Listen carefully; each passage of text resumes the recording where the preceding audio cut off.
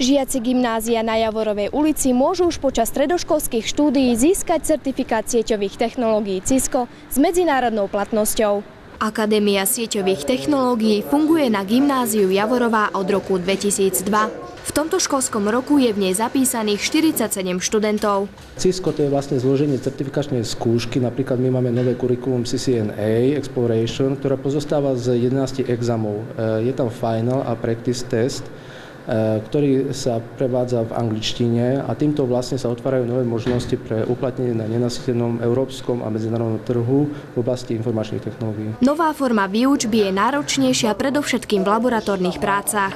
Hlbšie prehlbuje tie praktické znalosti v oblasti sieťových technológií. Štúdium pozostáva zo 4 semestrov. Ak chce študent ukončiť akadémiu ešte počas strednej školy, prihlásiť sa musí najneskôr v 3. ročníku. Nie je to však pravidlom. Absolvuje prvý semester, druhý semester, no a vlastne v rámci vysokej školy potom môže doštudovať 3., 4. semester. V skupine pána Čaplu sú prevažne 17 až 18 roční študenti. Výnimkou je však najmladší Tomáš Livora.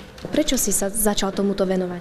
Vlastne baví ma práca s počítačmi a aj takéto sieťové veci by som chcel vedieť. Je to kúsok náročnejšie, ale dá sa to zvládnuť. Tomáš nám ukázal aj simuláciu počítačovej siete. Nemusíme mať priamo jednotlivé komponenty a počítače k dispozícii, ale v tomto programe si to môžeme vlastne nasimulovať. Baví ťa to práca s počítačmi? No aj celkom áno a najmä rozmýšľam nad štúdiom informatiky, takže tak informačne, že aké to môže byť. Každý študent sieťových technológií by mal vedieť vymeniť napríklad aj chybnú sieťovú koncovku. Ak je zlá koncovka, tak sa najprv musí nimi odštiknúť a potom aj slúžia vlastne na nasadenie tejto novej. Sa chceme vlastne dostať ku tým jednotlivým káblom, ktoré sú vnútri, tak len tú vonkajšiu gumu narežeme, strčíme dnuka do koncovky.